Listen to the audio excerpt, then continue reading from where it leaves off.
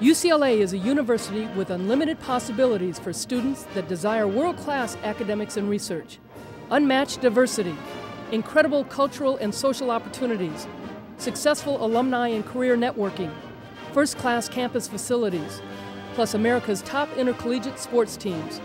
Located in Westwood, just a few miles from the Pacific Ocean, UCLA's 1 square mile campus is surrounded by famous cities such as Bel Air, Beverly Hills, Brentwood, and Santa Monica.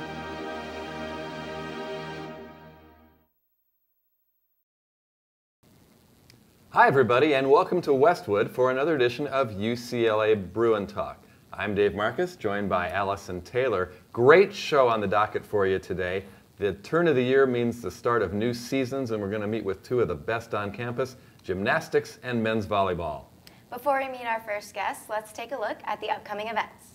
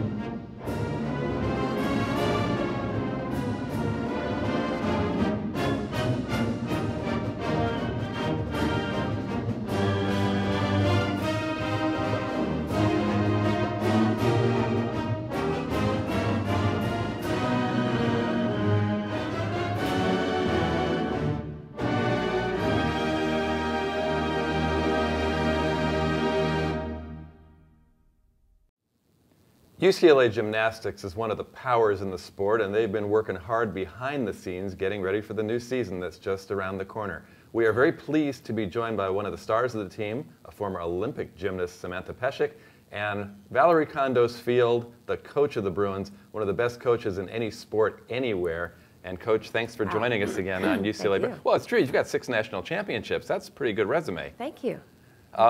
We mentioned you've been working hard behind the scenes, new season right around the corner. Tell us about the excitement of getting going again.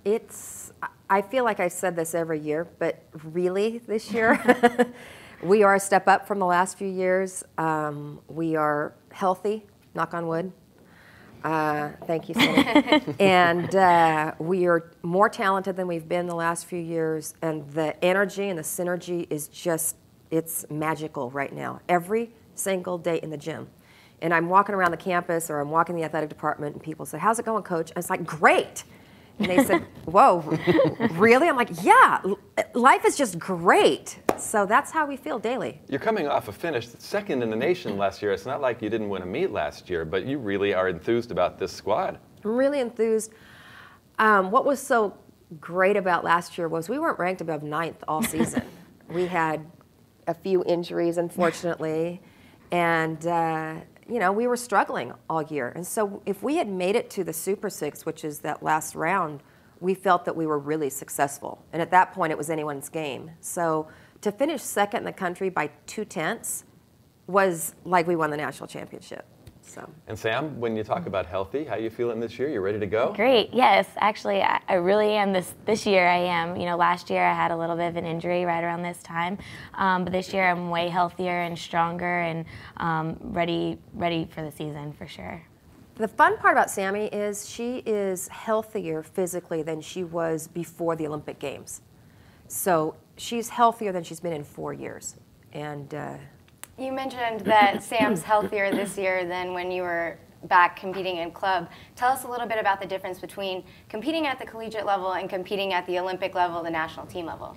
Yeah, they're actually, you know, there's differences and there's similarities. You know, being on the national team is just like being on the college team in some ways. Like, you're on a team, you want to win, you're all out there together, you're pulling for each other, and you want everyone to do well, including yourself. However, there's lots of differences, and although I just said it was like a team sport, you know, college is way more team-oriented and more morally centered, if that makes sense. And competing for the national team, there's nothing like it, traveling across the world, but college gymnastics brings a different aspect to gymnastics that there's nothing that could take the place of that. We were alluding to it earlier about the second place finish last year at the NCAA Championships. Sam, not only were you a part of the team, but you also competed in the individual event finals on the balance beam, and you won, competing as standing full, which no one else has done at the collegiate level. So tell us a little bit about that experience. It was your first nationals. What was the feeling like? Well, I've competed in a lot of meets throughout my gymnastics career, but there's nothing that's been like the NCAA National Championships in college, and it was so exciting, and I had no idea what to expect going into it, but having my team behind me and all the girls that I knew had my back was just, you know, the best feeling, and I know that we were all going out there to win it and do our best that we possibly could. And like Miss Val said, coming in second, although we would have loved to win from the season that we've had, we were very thrilled, and I think it left us wanting more, which is good for this season. So. Ms. Val, college gymnastics is unique amongst sports. A lot of sports, you know, basketball players come here, they try to get a resume to go on to the pros. In college, you get a lot of athletes who have succeeded at a very high level at a very young age, and then they come to college and compete. What motivates the athletes to succeed at the college level? Well, I think what Sam just alluded to was this is the first time in their career they really train and compete as a team. And Allison, you experience this as well, training elite and competing in that arena. Even though you go to, say, the World Championships or the Olympic Games, which, I mean, that's the pinnacle of your career, right? You're not really training day in and day out with a team. And I think our U.S. national team does a great job of making the teammates feel like they really are a team and that they're working towards something. But when they get to college, it's the first time in their lives that it is day in, day out. And the reward that they learn to appreciate, being a part of something greater than yourself, those rewards is the big value lesson for gymnasts coming to college. Ms. Val, your extensive dance background and your master choreography have made UCLA known for very unique floor and beam routines. Tell us a little bit about your process. I know it's extensive. Yes. Tell us about the process of making a routine and how you make it personalized for each athlete. A routine really doesn't, I feel a routine doesn't really come to fruition unless there's a story behind it. And that's what I woke up last night at 2 in the morning thinking about you, that we have a character but we don't have a story yet. So we're working on that today, okay? Okay. Great. So when there's, for me, I've always felt the choreography is not about the steps. It's about the pictures. There has to be clean pictures, and there has to be some sort of emotion that the audience feels when they watch it. You may not understand it, but it should emote something from you. And the routines that turn out great are the ones where I don't think about the choreography, but I think about telling the story. And if I can convey that story correctly, you're going to feel something. You're not going to know maybe what their character really is or know the story, but you're going to feel something, and then I feel that's a successful routine. When your season starts, you've got 5 meets. You're in the Wooden Center this year with Poly Pavilion under renovation. Pretty intimate surroundings there, 2,100 packing their way in. And we got to remind people that if you want to get in, you got to get tickets early, yes, because the meets are going to sell out. Yes. The meets will sell out. Women's volleyball has been selling out. And what's so cool is I've run into people, Bruins, like at football games, that have said they've been going to Bruin events for 20 years. And coming to women's volleyball in the Wooden Center are some of the most exciting events they've ever been to. And it's because of that intimate setting. Wooden Center did a great job bringing in lighting and a big screen TV and all that. And it's really loud. It's loud, and it's, I remember when we moved from the Wooden Center to Poly Pavilion in the 80s, our diehard fans didn't like it as much because you weren't right on top of the athletes like they like to be. So this year, right, we have 5 home meets. We are almost sold out of every meet, and we will be turning people away, hopefully. I'm sure we will. They're planning on putting the overflow into by Carl's Jr. up in the big screens up there in Ackerman. So it's going to be a really exciting event. And I just say, if you plan on coming, just come a little bit early. Being a former student athlete gymnast myself, I know that every year the team has a theme, something that you kind of base your entire season off of, the feeling of the team on. So can both of you tell us a little bit about what it is this year? Yeah, this year it's really exciting. We're actually superheroes. And, you know, I think each of us have our own idea and definition of what our individual superhero is, which is really exciting to talk about and to convey in our pictures and through our gymnastics of what we want our superhero to be this year when we compete. And so then, you know, when we go onto the competition floor, we're kind of using all of our superhero powers to take over the meet. I was literally in the office about 7 o'clock one night, and I was thinking about the poster because we were doing our poster shoot, and I was thinking, I didn't have anything. And I just saw on the internet somewhere super action heroes. I was like, we're Los Angeles' true super action heroes. And it was kind of one of those moments where you realize it's going to be either really stupid or it's going to be really fun and edgy, right? And so so far it's been fun and edgy. I'm kind of mad I missed out on this superhero year, I'm not going to lie. And when you come to our meets, please deck out in your super action hero garb. You do not want to see that. Come on, gold spandex you do would not look want to great see on that. you. Yeah, it's a requirement to get into the Okay. meets. Gold spandex. It's a for sure in if you dress up like a superhero. Get to the head of the line. Yeah. Let's talk a little bit about school, too. You're a Scholastic All-American. How do you work in school with the gymnastics? It's a lot of practice for gymnastics. How do you work in your classwork? It's actually been really tough this quarter. I'm taking harder classes, so that's always a challenge, but it's a challenge, so it's exciting for me to kind of figure out how to make it all work. And I've been working on time management since I've been little, traveling, missing school, and for international competitions, so I kind of treat it the same way. You know, I have a job to do when I wake up in the morning in the gym, and then I have a job to do with school. So although it's flip-flop from high school, I used to do school first and then gymnastics. I actually like better doing gymnastics first and then school, and then tutoring and studying afterwards. I'm really excited to figure out how to make it all work, and this quarter was kind of, you know, my trial run, so next quarter and the quarters to follow will be much better. Val, I know a lot of your former student athletes keep in very close touch with you and follow the program. How's it feel being interviewed by one of your former team members? I'm so proud. I'm sitting here like, oh, so proud. I'm tearing up. But look at little Allison. She's all grown up, and you're doing a beautiful job. Thank you. You're welcome. Appreciate it. Okay, now grill her with a hard question. Well, since we're about to wrap up, I know the Meet the Team is this weekend in the Yes. John Wooden Center, which is a great preview for the season. So tell fans about how to get there, what they're going to expect when they get there. Meet the Team, 2 o'clock, Sunday, John Wooden Center. I would suggest coming early because really the reason why we hold this event is because the fans love it. And every once in a while we don't have it, and I get all these emails and letters and saying, you rotten coach, you need to have the Meet the Team. So we're doing the Meet the Team again, and you know, let's start off strong, okay? Dress in your super action hero garb, and you're going to be able to get a little Gymnastics 101. You're going to learn what all those weird names are. What's a Shapashnikova? What's a Jaeger? What's a Tkachev? You're going to learn all these things. We're going to show a little bit of how we train. We're going to get girls up on beam.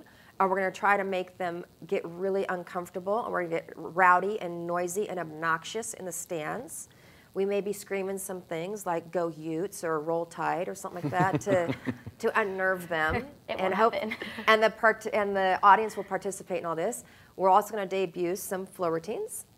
We're going to have some contests that include some fan participation. So it's a really fun day. We will do autograph signing, of course, at the end. And if you do come, and since it is the holiday season, we would like to encourage you to bring a gift, unwrapped, a new gift. There will be bins there. Santa and Mrs. Claus are making the trip down specifically for the Meet the Team. And there'll be some bins for them to take. We will be taking it to the Mattel Children's Hospital. The first meet gets going on January 8th in the John Wooden Center against Utah, and we look forward to a great season for UCLA Gymnastics. Thanks for joining us again. Thanks. And we'll come right back with more Bruin Talk right after these public service announcements.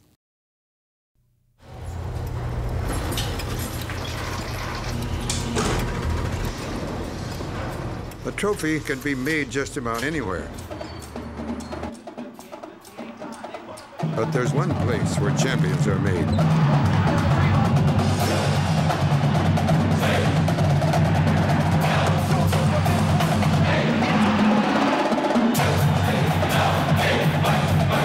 UCLA, champions meet here. Welcome back to Bruin Talk. It is now time to honor our Student Athlete of the Week. This week, we honor Brian Rowe of the men's soccer team as our Student Athlete of the Week. Brian made 3 saves and earned his 8th straight shutout of the season in a 1-0 NCAA quarterfinal win over Louisville. The 8th straight shutout ties the school record set by the 1977 squad and marks Rowe's 12th overall shutout of the season. The Bruins have not allowed a goal in 748 consecutive minutes of play, dating all the way back to October. Congratulations, Brian, and good luck to the rest of the team. If you would like additional information about UCLA athletics, please visit our website at uclabruins.com. Well, we spoke a few moments ago with a team that's going to be in the Wooden Center. Another team that will be playing in the Wooden Center this year is the men's volleyball team. They've had some preseason tournaments, but they come into the Wooden Center at the end of December for a couple of exhibitions, and then it all gets going for real. We are pleased to be joined by a couple of the great young sophomore stars of the team. We have Gonzalo Quiroga and Spencer Rowe with us. Gentlemen, welcome to Bruin Talk. Thanks. It's good to be here. Spencer, we talked about that preseason match you guys had against Santa Barbara. You had 11 kills in that one. It got to feel pretty good to get out there swinging. Yeah, it felt really good. I've been working really hard the past couple of years to get a starting spot, and when Skates, our second team, unfortunately we lost that first game, and Coach Skates put all of our starters in, and we were able to put the match away. And Kyle Caldwell is really setting well, so as long as me and him get in a groove, it's pretty easy to play well. Yeah. Those fall tournaments really do get you going and get you in the mindset for playing in the regular season, don't they? Yeah, they really do. It's good to get out there, see the team, see how we respond to pressure. That's probably the best part about him. Gonzalo, you've had an unbelievable freshman season, 298 kills to lead the team. You couldn't get 2 more? It had to feel great to step in and assume such a key role as a freshman. Yeah, it was really hard to become a freshman starter right here. I knew that it would be hard, coming from another country, playing with all new guys, new friends. I really enjoyed it. I wish that we could do a little more last year. But I think that this year we have a really good team and we can play much better. And we'll mention the other country you come from is Argentina, where your family has deep volleyball roots. Yeah. All my family used to play volleyball. My dad, my mom, my uncle played the Olympics here in '84. My brother is on the national team, he's the captain. So yeah, we're a big volleyball family. And Spencer, your family's deep UCLA roots. Yeah. My great aunt actually came here way back, and she's a kook, so she's pretty fun. She's a big fan. My whole family's really embraced the Bruin family, and we just love to be part of it. Yeah. You guys start conference play on January 20th against Stanford, which was obviously a huge matchup for any Pac-12 school. How did the preseason tournaments boost your confidence and get you going into conference play feeling good about yourselves? I think that we have a couple of games before the game Stanford, so that's good. We have a tournament at Santa Barbara. We have another one at Hawaii. We have a couple of games against 2 Canadian schools, so that's going to be good for us to become more confident on the court. I think that we can do really good this year. Yeah, I was just excited to see the way our offense has been working. We have 2 really good middles, Thomas Amberg. Well, actually we have 3, Nick Vogel and Weston Dunlap. And our offense is working really well because when we pass, it opens up the whole court because the middles get up, it draws the other team's middles, and that really opens up the court for me and Gonzalo to put the balls away on the pin. So we are excited about that, the way offense can work. So we think we'll be doing well by the time Stanford comes around, be in a really good rhythm. Spencer, you're working the offense and you're working under the tutelage of the legendary coach Al Skates. Al Skates, really an institution in all of volleyball here at UCLA. He's announced his retirement after the year. What's it feel like knowing that you're getting the last go-around with this legendary coach?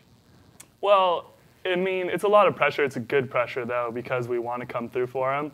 We have a lot of respect for him. He's been amazing, an amazing coach. He really pushes you, He has times where, he may sit you out and you'll get mad, but then you'll come back and you'll realize hey, that month last year when I was trying to get into the team or my spot, I was I really became a lot better.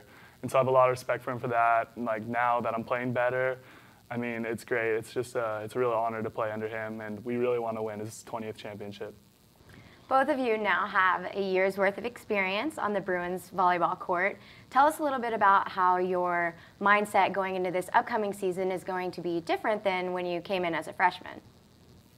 Mindset different is when I was a freshman, I was more focused on, I just want to be on the travel squad and see some points. I want to play.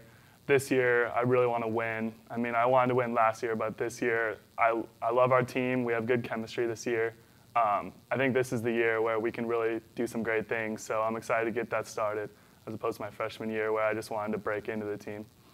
Yeah, as he said, there are a lot of things that you already know being a sophomore, like a lot of situations like going out and play, for example, at Hawaii or all these new places. There was a lot of new things. I think that being a sophomore now, you are more focused on what you have to do, like it's just go, play, win, and come back. So I think that being with that experience behind, I think it's going to really help us. Gonzalo, I want to talk to you a little bit about serving, because you set a UCLA freshman record, 39 service aces last year. I know a lot, we talked with Bojana Todorovic from the women's team a lot about serving technique and when you hit a low floater, and a soft floater, and when you hit a deep drive. How do you size up the defense and form in your mind what kind of serve you're going to make? Yeah, I love to watch videos, as Coach Skates does too. So I really love to watch a video of the other team before, so to try to figure out who are the worst passers or whatever, and what kind of serve is the one that works. Because a lot of time, jump serve is the best one, but there are some teams that are really bad passing the float serve. So yeah, through the season, I figured out what serve was better. Do you show them something different to start the match and then hit them with the one you know is going to work? Yeah. A lot of time, I just want to hit it hard, and then I figure out okay, this is not working. They are passing really well, even if I hit it hard.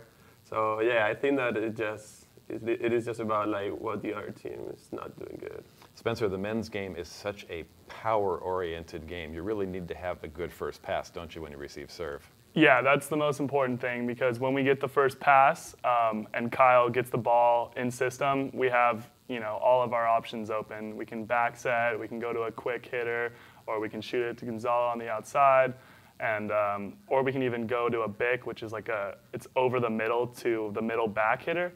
And so when we're in system, we have 5 people getting ready to hit. It's really hard for the other teams to block us, so that's why we're successful there. One thing you have excelled in is your work in the classroom. I mean, you carried a 4.0 for one of the quarters on the honor roll 3 times. Tell us about the studies at UCLA and what you're finding most interesting about being a student at this school.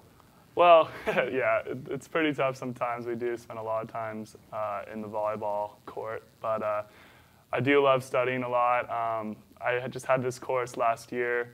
It was all about space and life in the universe, and that was really cool. A couple of my professors worked for NASA, so I was really into that class, and just being able to have that pedigree of professors was amazing, and I just liked everything that they said, so I just wanted to study hard for them. You had to be astonished with the discovery this week that there may be another planet with Earth-like conditions out in another galaxy. I mean, that's pretty astonishing stuff. Maybe a place to play if the Wooden Center has to be renovated. Man, well, that's my dream, to see mankind on another planet, but that's a long way away. Continuing with an academic discussion, Gonzalo, coming from Argentina, how did you adjust to speaking English and going to classes in a whole other country? I'm sure that was so difficult. Yeah, it was really difficult at the beginning. The first quarter and the first 2 quarters were really hard. It wasn't a problem to communicate with my friends or to play in the court. It was really difficult to be in class, taking notes, study for midterms or finals, and it's still really hard. Yeah, right now I'm taking he says an astronomy class. It's really hard. It's really challenging, but it's very interesting. So, but yeah, I think that I'm just with a lot of time, you get better with vocabulary and other stuff. And yeah. Obviously, the Poly Pavilion renovation. We've been talking to all the teams that have come on Bruin Talk who are going to be competing in the John Wooden Center. Tell us a little bit about how you guys are feeling about playing in there in a more intimate setting with the fans kind of packed in. The women's volleyball team has loved it. So what are your guys' thoughts? I think that it's a little bit easier to play at Wooden Center than playing at Poly. I think last year we played the last 3 or 4 matches at Wooden Center and we didn't get used to it. And I think that being able to play all year long at Women's Center this year is going to be much easier to us with all the crowd. It's going to be like much smaller than Poly, so that's good for us. Yeah, I'm just excited to pack out the crowd in Wooden Center. You know, we played a couple of games in there where we had all the bleachers full, which felt awesome for us because obviously we don't fill Poly like the basketball team does, but when you're in the Wooden Center, the crowd noise is a lot better.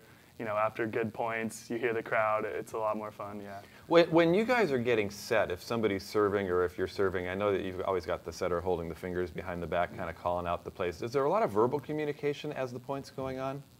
Or is it mostly you kind of know where everybody's supposed to be? Well, we practice a lot, so we know that when Kyle gives us the signals, what he expects us to do. Mostly the communication comes if you need to audible in the middle of a play. Gonzalo can talk about, you know, Bix or... Yeah, like you switch a lot of plays, like in between. For example, if you have a perfect pass, like the play that you call is going to be the same, but suddenly if it's a bad pass, you have to call like a high set or whatever. So yeah. And you actually say the words? Yeah, you just have like high set or whatever. Does it ever get so loud that you can't hear each other on the court? Yeah, maybe like we have like different words for me. For example, sometimes I call it like in Spanish because it's easier for me to go in Spanish and they know what I'm saying. That's good. It's easier. And that's good because the other team doesn't know what I'm saying. Unless you're playing a team that speaks Spanish. Yeah. You never know. You mentioned it's trying to get the 20th championship for Al Skates. What does this team have to do to get that level?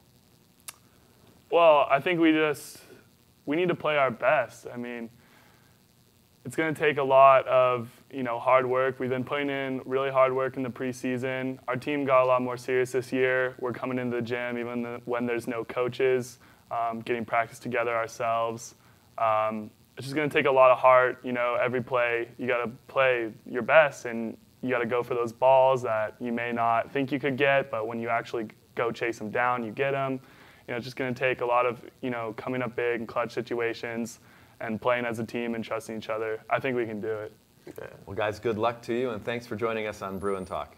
Thank you very much. Yeah, and thank you for joining us. As before, the men's volleyball team is going to sell out, so if you want to go to the matches, you got to get your tickets early and get there early to get a good seat. That's going to do it for this edition of UCLA Bruin Talk. For Allison, I'm Dave. We'll see you next week with another great show. Until then, so long from Westwood.